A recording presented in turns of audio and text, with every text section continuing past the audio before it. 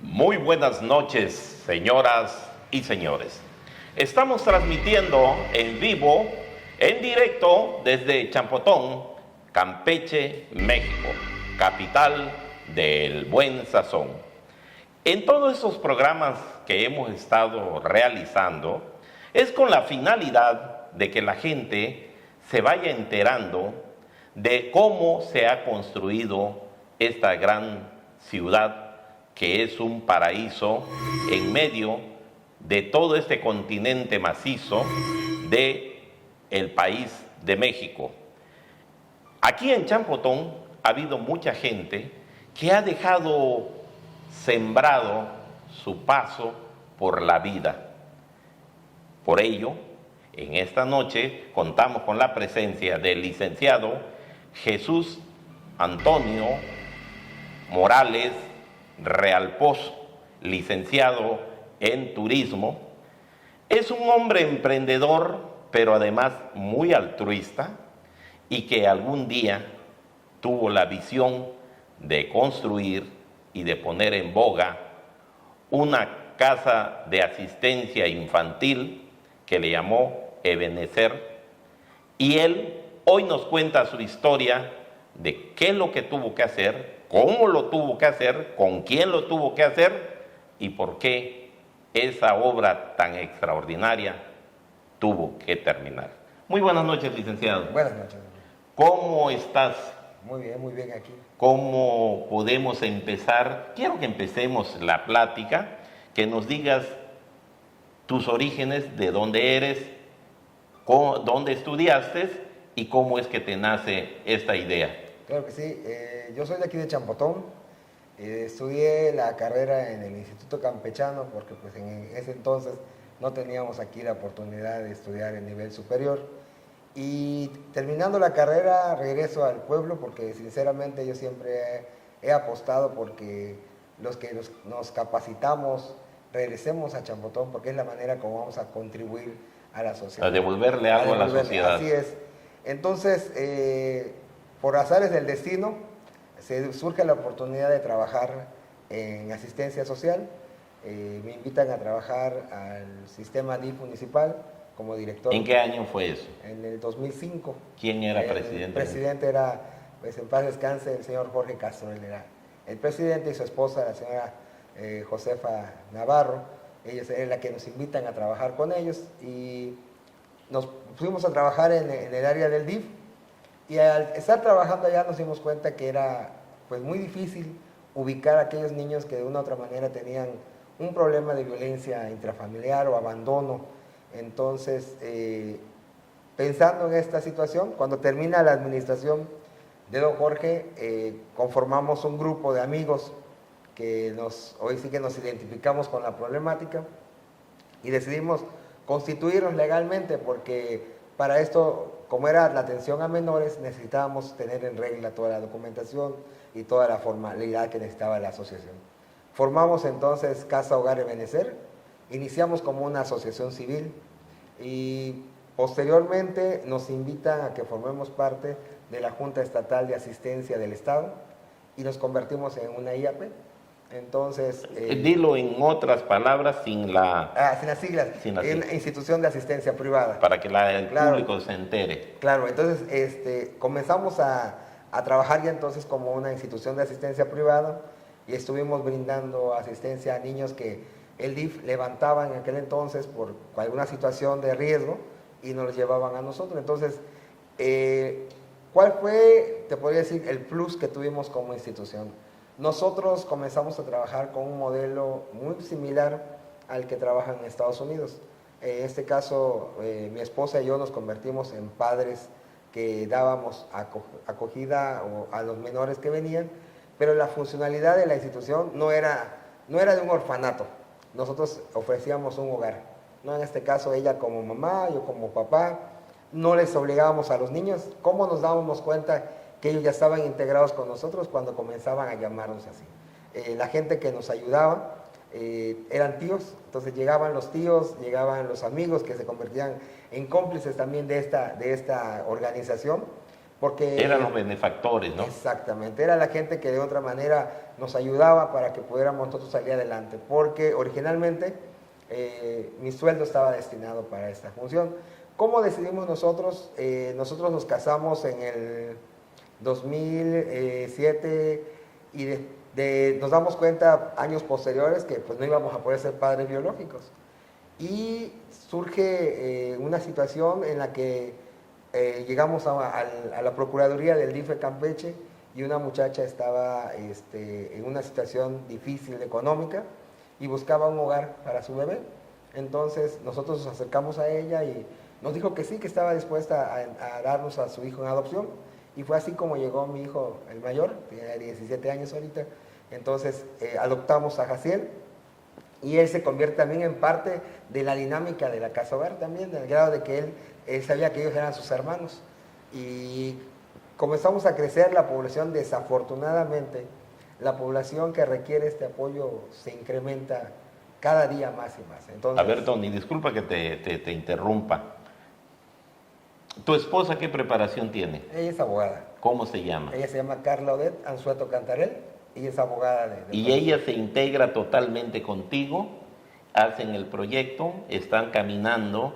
¿Cuánta gente más se integró al proyecto? Exacto, el patronato lo integrábamos 9 personas.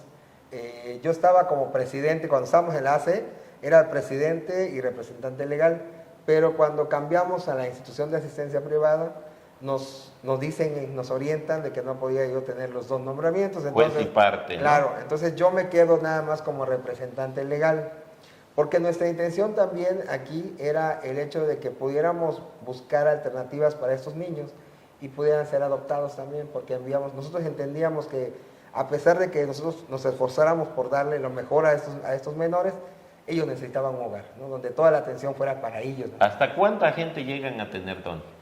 Llegamos a tener aproximadamente 115 menores. ¿En el mismo momento? No, en diferentes etapas. Sí, el periodo que tuvimos más menores fueron 25 menores que tuvimos albergando. ¿A qué le quieres llamar menores? ¿Hasta qué edad? Ok, nuestro límite de edad era antes de los 18 años, pero tuvimos un caso que es de hecho mi hija mayor. Ella llegó a los 16 años y estuvo con nosotros. Técnicamente le faltaban 2 años nada más, ¿no? Claro. Entonces platicamos con ella y le dijimos que había la oportunidad de que ella pudiera estudiar una carrera. Entonces estudió con nosotros la primaria, la secundaria, la preparatoria y la impulsamos para que ella estudiara su carrera. Entonces termina la carrera estando con nosotros. A ver, cuando ella llega no tiene ninguna preparación de nada. Absolutamente, ella solamente los maestros del CONAFE le daban como clases así de introductorias, pero no tenía documentación, no tenía nada. Entonces, a través del INEA, de los programas de 10-14, de secundaria, logramos que certificara ella. En 1 año y medio logró terminar. La verdad que ella fue una mujer muy tenaz. Hasta ahorita, en el día de hoy, es una mujer muy tenaz y termina la primaria y la secundaria. De allá, yo trabajo en el CETIS 82 y la logro incorporar, ¿no? Entonces, termina la preparatoria, pues también trabajo en el tecnológico y se va a estudiar en el tecnológico. Entonces, ahorita ella ya lleva 5 años en el ejército, ella ya lleva trabajando, ahorita está pendiente para un proceso que se va al extranjero a través del ejército y la UNESCO. Entonces, la verdad para nosotros la máxima satisfacción es eso, ¿no? El que podamos nosotros contribuir, ¿no? Ahora, otra pregunta sería, de todos esos 125 aproximadamente, ¿cuántos realmente aprovecharon el programa? Tenemos menores que fueron adoptados, que yo creo que ese es un logro una también, de éxito también, exacto. Tenemos aproximadamente como 12 menores adoptados. En el caso de esta muchacha que te platico, que es Gloria, que es la más grande, o sea, son los casos que realmente... ¿Por qué? Porque también hubieron situaciones que se nos salieron de las manos, que no estuvieron en nuestras posibilidades, como cuando las autoridades disponían que tuvieran que reintegrarse con la familia. Ajá. Entonces también habían sucesos en los que buscaban algún familiar que pudiera darle la acogida al menor, y entonces de esa manera reintegración a la familia. No a la familia núcleo, sí, pero sí a la familia, a los, sí, abuelos, a los tíos. Y entonces, pero de alguna manera eso también era un avance muy fuerte, ¿no? Porque llegaban con otra perspectiva, con otra visión, con otra objetividad, con otras ganas de hacer las cosas diferentes, ¿no? Así es lo que nosotros buscábamos siempre, porque en su momento, ¿no? Tú sabes que la ignorancia a veces hace a la gente actuar o hablar, ¿no? Y decían, no, es que ellos nada más decían, vienen los de la casa hogar a levantar niños. No era eso. Nuestra intención era que el menor no siguiera sufriendo la violencia que estaba pasando. Intrafamiliar. Así es, que ese era el principal objetivo, ¿no? De hecho, la asociación como finalidad principal tenía albergar, pero también era integral. Podíamos dar educación, deporte, entretenimiento. Entonces nosotros siempre buscábamos que ellos pudieran tener un ambiente diferente del que venían. Es una cosa muy difícil porque pues, apenas hace, ¿qué te digo? Nosotros iniciamos el 6 de junio del 2008, ya legalmente constituidos, y llegaban niños que no conocían la mantequilla, por ejemplo, que no conocían el papel higiénico, o sea, cosas que tú das por hecho que todo el mundo sabe y todo el mundo, sí, conoce, y eso no es así. Entonces, esa es la realidad que muchas autoridades desconocen, y cuando hacen sus famosas estadísticas y sus proyectos y programas, empiezan a hablar como que estamos en el país de las maravillas, ¿no? Alicia en el país de las maravillas, todo es bonito, todo está pero cuando lo vives de carne y hueso, como tu caso, es muy difícil aceptarlo y creerlo, ¿no? Definitivamente, yo creo que una de las situaciones que también marcaron nuestra vida fue eso, ¿no? Enfrentarnos a un sistema judicial, pues hasta cierto punto, que no cumplía con las expectativas de los menores, ¿no? Teníamos casos en los cuales llegaba el menor con nosotros, siempre estaban canalizados a través de la Procuraduría del DIF, llegaban, pero la situación legal de los menores no se establecía. Entonces esto mismo era una omisión, entonces estábamos vulnerando el derecho del menor. Entonces, pues sí, se volvían delincuentes de alguna manera, ¿no? De alguna manera se volvían violadores del derecho de los menores. Sí. Tuvimos un caso muy fuerte, una menor de 10 años que llegó con 7 meses de embarazo. Entonces, fueron muchas historias fuertes, alarmantes. Nos llegó un niño con la cabeza abierta y con un hilo de costurar colgando porque la madrastra le rompió la cabeza y le pegó su pespunte, ¿no? le quiso coser ella. Llegó un niño también con las manos quemadas, la mamá le quema las manos. A las viejas usanzas. Así es, pero el niño, su mano se le encogió porque la piel comenzó a regenerarse, pero no hubo la atención adecuada. No hubo la terapia, ¿no? Situaciones de verdad que tuvimos el caso de un menor que nos llega de una semana de nacido, nos los traen muy mal, hijo de una sexoservidora, llega al hospital y no nace por cesárea, nace por vía vaginal y le contagian una infección venérea en los ojos. Entonces el niño tuvo el riesgo de perder la vista, con una neumonía impresionante, lo tuvimos internado casi 15 días, o sea, eran situaciones realmente fuertes y alarmantes, pero pues yo creo que también teníamos la edad y la juventud que nos respaldaba en aquel entonces. Pero yo creo, Tony, más que es parte de eso, ¿no? Pero tenías la voluntad, las ganas de hacerlo, esa pasión que lleva muchas veces el ser humano por hacer las cosas bien, por querer aportar, por querer hacer.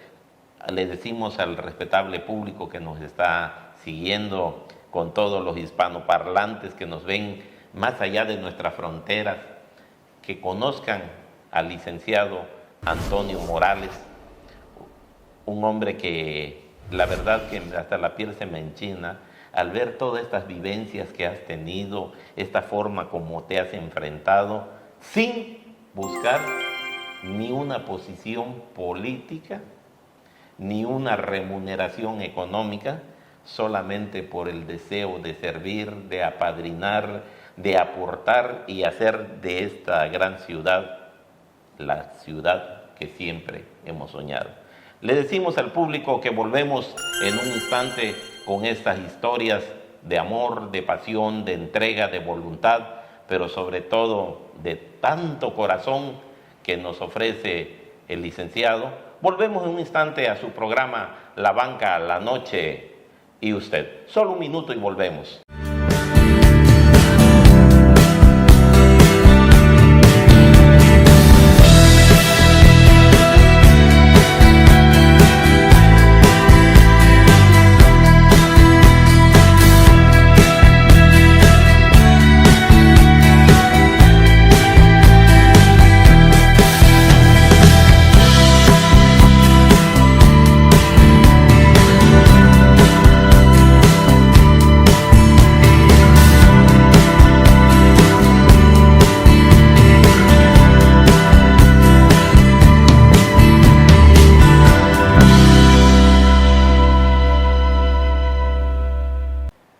Continuamos con esta plática tan interesante. Más que plática, son verdaderos ejemplos de ciudadanos comprometidos con ellos mismos, comprometidos con esta sociedad, comprometidos con sus ideales. En esta noche que estamos platicando con el licenciado, yo quiero invitarles a todo el público en general que por favor le den dedito para arriba al programa, que toquen la campanita, para que multipliquemos el trabajo que estamos haciendo, para que lleguemos a más gente por todo el espacio que pueda llegar de los habla hispano, de todo el país, de todo el mundo, donde quiera que haya gente que hable en español y donde quiera sobre todo que estén los champotoneros y que vayan enterándose, porque mucha gente que estamos acá desconocemos todo ese esfuerzo titánico que ha hecho Tony para sacar adelante. Tony, vamos a continuar porque realmente está interesante esto. Quiero que nos platiques quiénes eran tus benefactores ahí, Tony. Claro que sí. Bueno, tenemos gente que estuvo con nosotros desde el principio. Una de ellas es Yadira Carpio Sensores, que después ella asume la presidencia de la asociación. Tenemos también a la licenciada Elia Mercedes Vargas Valladares, que ella como trabajadora social siempre estuvo ayudándonos en los procesos y en los juicios que teníamos que hacer también. Estuvo la señora Luzmila Ceja, el señor Roberto, su esposo, los dueños de Carnitas Uruapan, siempre estuvieron apoyándonos también. Estuvo también en el caso de, en paz descanse, Elsie Noya también, una gran amiga, la verdad. Estuvo Idalia Osuna, esposa de don Sergio Romagnoli, también estuvo con nosotros. Estuvo también la familia Castillo, también estuvo con nosotros, apoyando siempre, Marisol, Alejandro, ahí siempre buscando la manera de beneficiarnos en la institución. Y también hubo gente que de manera voluntaria llegaba y nos tocaba la puerta y nunca aceptamos dinero. Definitivamente el dinero no lo aceptamos, por lo que comentaba, porque no estábamos buscando ni posición política ni... Y además se presta malos sí, entendidos, claro. ¿no? Entonces siempre le decíamos, por favor, que sea despensa, o sea, que sea en especie. Nos llevaban ropa, nos llevaban leche. Agradecemos también al señor, no me acuerdo cómo se llama, el dueño de la panadería del Conejo. Así ya sí. Él también, mira, nos estuvo regalando 2 piezas de pan por cada menor, y cuando se incrementaban los menores de don Gabriel, solamente le avisábamos con doña Isabel también y le decíamos, nos llegó más niños, ¿será que no? Sí, claro que sí. Originalmente en este caso de don Gabriel, yo le había pedido que nos donara el pan frío. El que se quedaba prácticamente. Dije, pero ellos tienen una bendición que nunca se les queda, ¿no? Dije, siempre hasta les falta. Así es. Un alumno que trabajaba con ellos, le digo, oye, ¿será que le puedes decir al Señor que nos haga el favor de donar el pan que le sobra? Y sorpresa que mandó a decir que no, que el pan de día era el que nos iba a dar, que fueran los muchachitos a buscar, las muchachas eran las más grandes, en este caso mi hija Flor, que es la más grande, ¿no? Entonces, como esa hubo mucha gente, ¿no?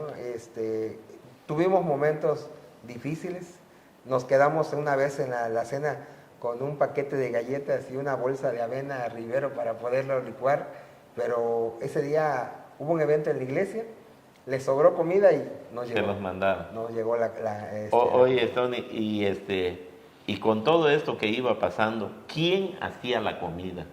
Bueno, Teníamos a una persona que nos ayudaba con el desayuno y con el almuerzo. Ya en la señora María Demetria Sansores, ella era la que nos ayudaba. Ya entonces, en la cena, pues era mi esposa con las muchachitas más grandes, las que servían la cena. Entonces, nuestra dinámica era la siguiente, ¿no? Todos colaborábamos en la casa. Pues le decía, hijo, no podemos hacernos cargo de, por ejemplo, lavar toda la ropa o lavar todos los trastes. Entonces, hay que dividirnos. Cada uno tenía un área asignada, como cualquier familia.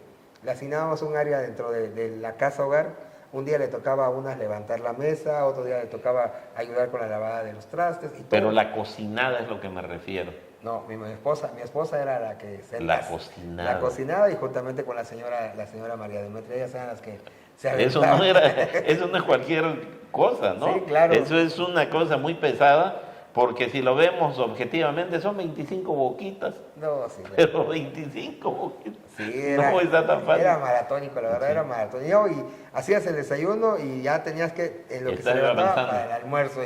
Esa era la dinámica que siempre manejábamos. Entonces, sí, como te digo, hubo gente igual, hubo gente que tampoco, de una u otra manera, cumpliendo con su responsabilidad, porque pues eran autoridad, ¿verdad? Nos costó mucho trabajo que entendieran que teníamos que firmar convenios con el gobierno, porque de una u otra manera la asistencia social para nosotros era una opción, pero para el gobierno no es una opción, es una obligación. Sí. Entonces ellos tenían que asumir, porque todos los menores llegaban, yo no iba levantando menores por la calle, todos llegaban canalizados por el gobierno. Entonces esa parte de responsabilidad le correspondía a ellos. Entonces fue muy difícil cuando de pronto empezamos a tocar puertas, comenzamos a checar con el municipio, ¿no? Y entonces no hubo respuesta. Te puedo decir, gente que sí nos apoyó, el ingeniero Mario Luis García Ortegón estuvo, la verdad, yo le agradezco mucho. Porque era muy humano ese presidente, sí, ¿no? Era muy humano. Nunca, cuando llegaba a la casa, nunca que nos dijera, oye, pero me vas a firmar un documento, oye, nunca. La foto, no, esas situaciones no, él, la verdad, yo le agradezco mucho y siempre lo platico con su hija y le digo, yo le agradezco a tu papá y a tu mamá esa situación, no estaban buscando ellos ese momento, ¿no?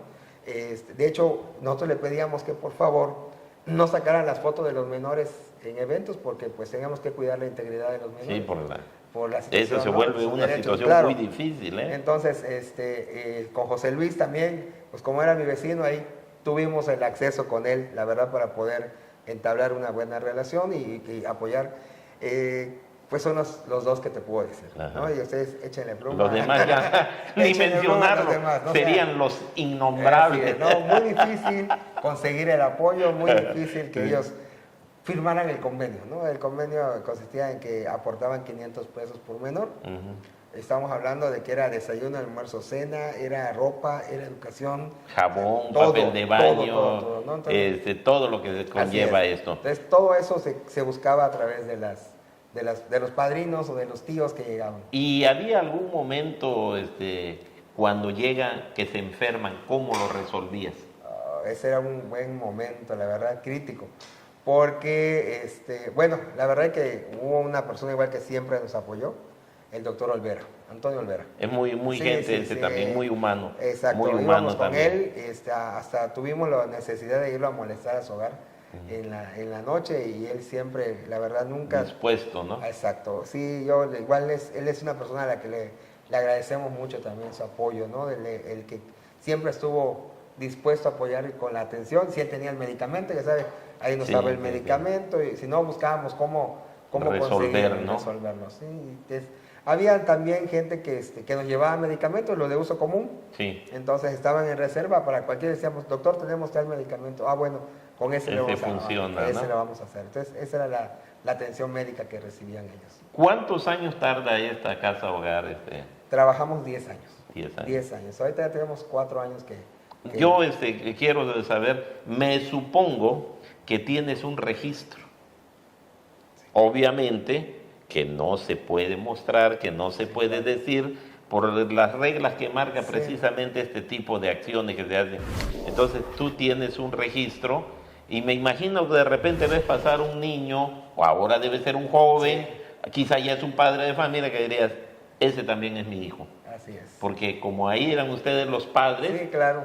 se les llamaban a ellos los hijos y los tíos los que daban la aportación. Entonces, debe ser un momento muy agradable, ¿no? Pero lleno de nostalgia por todas las cosas que vivieron allá, ¿no? No es fácil. De hecho, cuando cerramos la casa nosotros, el silencio. Sepulcral. Porque no estábamos acostumbrados al escándalo, los chamacos hablaban en la televisión, y cuando se llevan a los últimos niños que los transfieren a otra casa hogar en Campeche, el Divino Niño, de hecho nosotros tomamos esta decisión porque cambia la ley, y al cambiar la ley nos limita a nosotros como casa hogar el hecho de que podamos proponer padres adoptantes. Entonces dijimos, bueno, si ellos en Campeche lo van a... La Procuraduría del Estado en aquel entonces nos decía, el DIF de Campeche nos decía, nosotros nos hacemos cargo. Dijimos, bueno, si aquí no lo vamos a poder manejar, pues lo vamos a pasar. Está bien, aceptamos. Te comento, ¿no? Mi hija, la más chica, tuvimos parado 4 veces, se suspendió por inactividad judicial, porque no le ponían empeño. Entonces dijimos, si va a hacer esto aquí con estos niños, van a crecer con nosotros acá. Ellos ya tenían padres adoptantes que ya querían, estaban ellos para ya toda la tramitada, ¿no? Había que... Sí, nada más cuestión era de que se hiciera el juicio ante el juez. Ajá. Y se presentara la documentación. El protocolo prácticamente, claro. Nada más. Y el juicio era oral, en realidad era oral, entonces no tenía tanto tiempo, ¿no? Entonces decidimos, ¿no? Dijimos, bueno, está bien, vamos a soltarlos.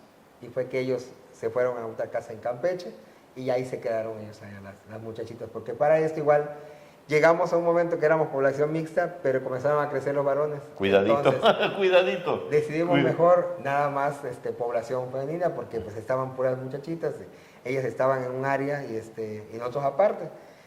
Hubo un trabajo muy fuerte con ellas igual, porque la parte psicológica también había que trabajarla, ¿no? O sea, ¿y tenían algún psicólogo allá? Teníamos. ¿Quién era?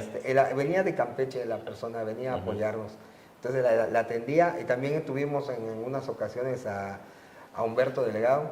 Él está el dueño de Atlantis, el cine Atlantis. Él también nos apoyó bastante, pero él tenía un programa de salud en el que atendía a violencia familiar. Entonces, a través de ellos, nosotros igual canalizábamos al Hospital General a las niñas para que ellas recibieran atención psicológica. Esa era la parte, buscábamos, era nuestro trabajo también de gestores. Y cuando llegaban esas fechas, que hoy es el cumpleaños de fulano, o el día de santo, o la Navidad, o el 15 de septiembre, ¿tenían algún evento así que la gente, como en familia, no? Definitivamente todas las celebraciones que hacemos normalmente en familia, pero te comento, este modelo de atención que nosotros teníamos era un hogar, era un hogar de acogida. Entonces si cumplía años no hacíamos una fiesta, no, pero el pastel siempre había para los niños. Mi familia, por ejemplo, nosotros nos reunimos en casa de mis abuelos para el día 31, sabían que llegábamos con todos los niños y todos ahí comíamos y ahí todos disfrutábamos. Entonces así era la mecánica. Una vez nos los llevamos hasta la Riviera Maya. Nos pusimos ¿Y eso quién lo patrocina? Pues, hoy sí que ¿quién pompó? ¿Quién pompó? Pues metimos un préstamo y vámonos, y nos los llevamos a todos a la Riviera. Y fueron parte de las dinámicas, ¿no? Porque la intención acá era demostrarles a ellos también de que hay otro tipo de vida al que ellos estaban acostumbrados. O sea, te digo, son cosas. Nos llegó una bebé de 3 días de nacido que le daban de tomar agua de café. La niña, como tenían hambre, sus hermanitos tenían hambre. Lo que encontraron le dieron. Piedras. Comían piedras. Para que le pesaran el estómago. O sea, son cosas que dices desgarradoras, tú, ¿no? Que dices, solamente pasan en las novelas. No, día con día. Y la verdad que ojalá, yo ahorita ya por la situación, ya por los años que nos vinieron encima, ¿verdad? Sí. Ya no, yo siento que ya no tenemos la misma fuerza del mejor, pero ojalá y alguien pudiera, escuchando este programa, pudiera tener la intención de crear también. Nosotros estamos dispuestos a ceder la organización para que tengan todo ya no tengan que hacer toda la tramitación, exactamente, ¿no? Y que puedan hacerse cargo de esta institución, porque la verdad es algo que desafortunadamente no está bajando los índices, al contrario, se han incrementado la violencia. Han proliferado. Definitivamente. Hoy día vemos cosas aún más terribles que las que yo pude ver hace 10 años. Entonces, necesitamos gente que pueda ponerse la camiseta y que pueda contribuir a la sociedad. Yo creo que las satisfacciones van a ser muchas. No puedo decir que no hay momentos de tensión, de problemas, de enfermedad, pero yo creo que es más la satisfacción que van a recibir que todo esto, que lo negativo, ¿no? Entonces, ojalá de verdad y podamos apostar por la niñez de Champotón. Eso yo creo que es un punto importante. Yo creo que para todo el público que nos hace favor de seguirnos a través de nuestros 2 canales, a través del Face, nos puede encontrar como La Banca Champotón y en el YouTube como Telesférica, con K-A al final. Que por favor nos den su like, que nos pongan dedito arriba, que nos toquen la campanita, que nos sigan y que conozcan estas verdaderas historias del pueblo de Champotón, donde gente como el licenciado que lo vive, que es apasionado, con mucha entrega, con mucha voluntad, a cambio de la satisfacción de haber servido a gentes de este pueblo, el ingrato privilegio de servir. Volvemos en una emisión más, volvemos en un instante con el licenciado para dar final a este programa. Volvemos.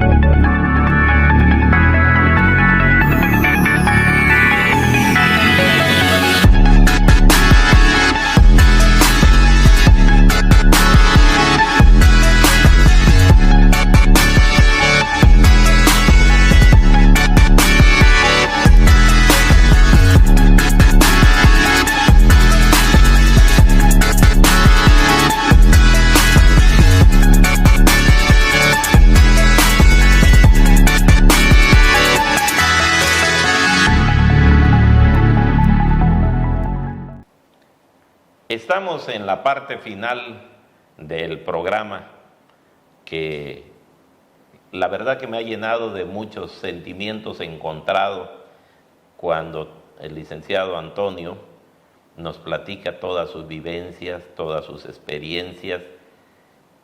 Y mi pregunta es, ¿y dónde están las autoridades? ¿Dónde están los gobiernos? ¿Donde realmente existe recursos para estas atenciones? Que la gente, cada día hay más niños de la calle, cada día hay más desintegración familiar, cada día hay más drogadicción, más alcoholismo, más prostitución en menores de edad. Ojalá y las autoridades competentes del gobierno del Estado, del gobierno federal y el gobierno municipal se pongan a hacer conciencia, a hacer un poco de análisis y buscar hacer este tipo de actividad que hacía el licenciado Antonio, que realmente me deja perplejo, me deja impávido, me deja un cúmulo de emociones encontradas que ya no sé ni cómo empezar, licenciado, pero quiero que nos comentes la parte final de este programa. ¿Cómo sentiste cuando cierran la casa y cómo te adaptas a una nueva vida? No, fue un momento de verdad dramático, porque se va parte de tu vida. O sea, nosotros decidimos empezar este proyecto con mi esposa y lo abrazamos y era parte de nuestra vida. Pero además la casa era de ustedes. No, también ese es otro punto. La casa era de ustedes. Sí, la luz era de ustedes. Sí, claro. El agua era de ustedes. Definitivamente, entonces todo cambia, todo da un giro de 180 grados completamente porque comenzamos nosotros a sufrir las ausencias. Vemos que por allá se menciona mucho acerca de un luto, ¿no? Cuando hay una muerte. Sí. Pero nosotros vivimos ese luto. O sea, los hijos no solamente se mueren cuando físicamente se van. Este proceso también se vive, nosotros vivimos con la casa. Cuando los hijos se van. Cuando los hijos se van. Entonces, siempre recuerdo mucho a él Sinoya que nos decía, muchachos, ustedes empezaron al revés. Ustedes empezaron jóvenes con una casa con muchos hijos. Va a llegar el momento que jóvenes se van a quedar sin hijos y así fue. Y así fue cuando tuvimos que cerrar la casa hogar. Fue un momento muy difícil, muy crítico. Comenzamos a sentir también ese espacio que ya era demasiado para nosotros. Y te digo para nosotros porque era mi esposa, tu servidor y mis 2 hijos. Entonces, pero comenzamos también a vivir otra etapa, donde ya comenzamos a vivir como familia nosotros, nada más un núcleo, se cierra, ¿no? Un ciclo y empieza otro, exacto. ¿no? No es fácil, porque no es fácil definitivamente. Es difícil porque también, como comentabas, hay momentos de ingratitud. 2 niñas se nos escapan, empezamos como locos a buscarlas, empezamos a sondear, uno con la idea de que la vas a encontrar tirada en el muelle, o sea, no sé, tantas cosas que estaban pasando. Y llegamos al Ministerio Público, presentamos la denuncia y todo, y estuvimos 2 días circulando por todo Champotón, preguntando a los amigos. Resulta que cuando de pronto nos hablan del ministerio y nos dicen que ya estaba, que ya la habían encontrado, pero sentimos como otra manera en que nos habló la persona que nos, el policía. El Ministerio Público. El policía ministerial. Y entonces llegamos y todo, y la licenciada estaba redactando el acta ya para entregarnos a los menores que se habían recuperado, y empiezo a leer el acta y dice en el acta que las niñas declaran que nosotros las mandábamos al barrio. Abusadores, ¿no? Ajá, que las mandábamos al barrio a que ellas trabajaran, que les quitábamos su dinero. Y fue que ahí delante del Ministerio Público dije, a ver, si nosotros estamos cometiendo esta infracción, dilo delante de nosotros que estamos haciendo eso. La muchachita nada más dijo, no es cierto. Y yo creo que los hijos biológicos o no biológicos es la misma situación. La ingratitud del hijo siempre va a existir. Naturaleza. Entonces, ya es una naturaleza. Definitivamente. Y es normalidad lo que es anormal. Así es. Entonces, también aprendimos, ¿no?, todas estas situaciones que vivimos con ellos, aprendimos a cómo trabajar con ellos como hijos. Pero además, Tony, son genéticas diferentes. Definitivamente. Y entonces, toda esa genética la pusiste en un solo lugar, y la genética de unos más fuertes, la otra más débiles, la otra más agresiva. Y tener la capacidad, sí, claro, para conjugar y tú en medio poder dirigir el juego, era algo muy pesado. De hecho, nosotros teníamos una estrategia que siempre a los más grandes le decíamos, tú estás a cargo de ese, cuando salíamos, tú estás a cargo de ese, para que de esa manera nos pudieran, o sea, eran nuestras extensiones de las manos, porque no íbamos a poder con todo un grupo. Llegamos a tener 4 bebés al mismo tiempo, o sea, bebés te hablo de brazos. Ajá. Entonces era algo difícil, la verdad, que pudiéramos controlar. Bueno, ¿y cómo le hacías para tu trabajo, de donde ganabas tus centavos? Pues en este caso yo salía de la casa a chambear. Ajá. Y ya cuando ya regresaba, nada más era así como que, ¿qué pasó? ¿Cómo estamos? ¿Y tu esposa? Ella estaba en la casa Ella se dedicó en cuerpo y alma. 10 años ella se dedicó completamente. Oye, qué grandeza de mujer, ¿no? Cómo a cambio de nada, sí, aporta todo por un sueño, por una ilusión, por un proyecto, por algo que creo que le llenaba mucha satisfacción, y que a cambio de nada, de la ingratitud nada más, claro, que finalmente ni te lo reconoce quizá la gente que pasaron por allá, ni lo reconoce las autoridades que a ustedes le hicieron el trabajo, que a ellos les competía hacerlo, claro, y hoy ustedes están disfrutando de la satisfacción muy personal de decir, lo hicimos y lo hicimos bien. Definitivamente, yo creo que, fíjate que la vida o un ser supremo te capacita, te adiestra para que tú puedas enfrentar esas situaciones. Nosotros ahí nos convertíamos en psicólogos, nos convertíamos en maestros, porque teníamos que ver que también hicieran las tareas, doctores, enfermeros, porque teníamos que estar atendiendo todas esas áreas que ellos venían deficientes, porque pues en familia su familia biológica los maltrataba, entonces ellos venían también con un poco de reserva. Reacio, ¿no? Sí, claro, porque no era lógico que alguien que no los conociera, que no era su familia, los pudiera atender o los pudiera procurar, ¿no? O sea, los pudieran atender. Pendiente en qué momento si Llegaba. me agredía a mi papá, Claro. que no me toca de nada, me va a ir peor, ¿no? Entonces, todo ese tipo de situaciones psicológicas igual luchábamos. Pero también te digo, como nos convertimos en gestores, porque fue tocar puertas igual, gente que ni nos imaginaba. Ahorita me acordé de una persona igual que nos ayudó bastante, es Gabriel Cuevas, que estuvo atrayendo a los artistas. Y en aquel entonces conocimos a Violeta Isfel, conocimos a Daniel Arenas, vino a Cecilia Galeano. ¿Pero eso lo hacía dentro de la casa? El evento lo hacía, o sea, nosotros teníamos la organización del evento. Ajá. Él traía al artista y nosotros nos organizábamos. ¿Ustedes tenían alguna cuota de recuperación ahí? Por lo general era, como te digo, no era dinero, era donaciones.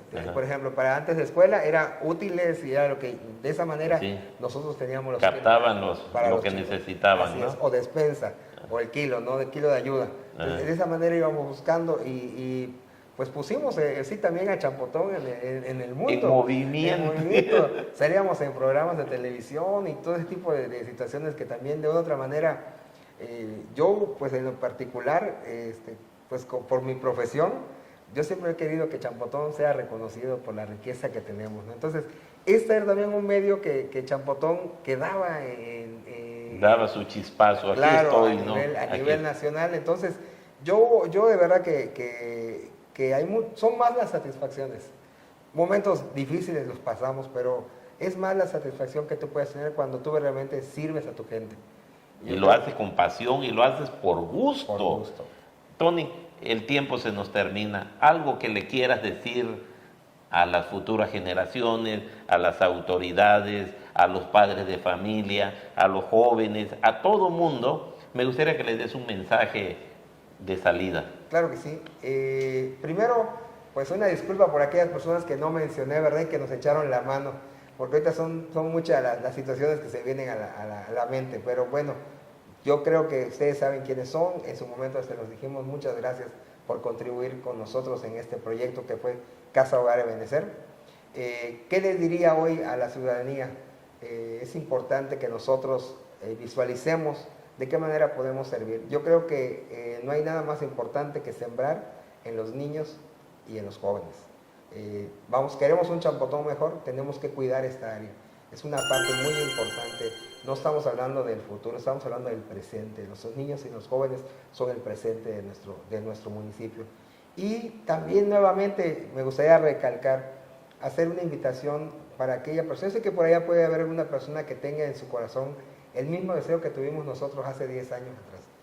Y te invito, la asociación está disponible, que si alguien quiere retomar esta labor, con toda la confianza del mundo, acércate a nosotros y con mucho gusto podemos explicar cómo es el procedimiento, qué es lo que hay que hacer, pero que no se quede el trabajo ahí tirado, porque la población infantil vulnerable de violencia intrafamiliar no va para abajo, al contrario, se va incrementando día con día. Y ojalá y de verdad que podamos entender el trabajo de las asociaciones civiles o de las organizaciones, que el gobierno lo pueda entender. Es una extensión más de servicio a la comunidad. No somos competencia, porque a veces sentimos que nos ven como competencia, no es así, sino al contrario. Somos aquellos que podemos, aquellos ciudadanos, coadyuvar con ellos, así es. Y podemos llegar a esas áreas donde tal vez ellos no han podido llegar o no se les ha permitido el acceso. Entonces, yo creo que aquí es sumar.